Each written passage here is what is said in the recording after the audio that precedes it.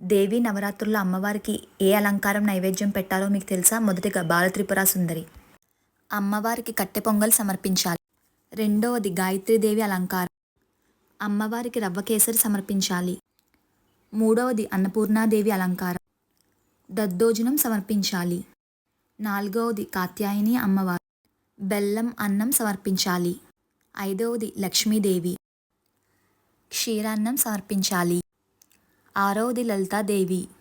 అమ్మవారికి పులిహార సమర్పించాలి. ఏడవది మహాచండీదేవి. లడ్డూ ప్రసాదం. ఎనిమిదవది సరస్వతీదేవి. అటుకుల పాయసం.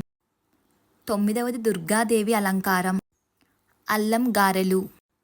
పదవది మహిషాసురమర్దిని. పెసరబూరలు సమర్పించాలి. 11వది రాజరాజేశ్వరి దేవి. మహానైవేద్యం పెట్టాలి. పులిహార, దద్దోజనం, గారెలు మహానైవేద్యం పెట్టాలి.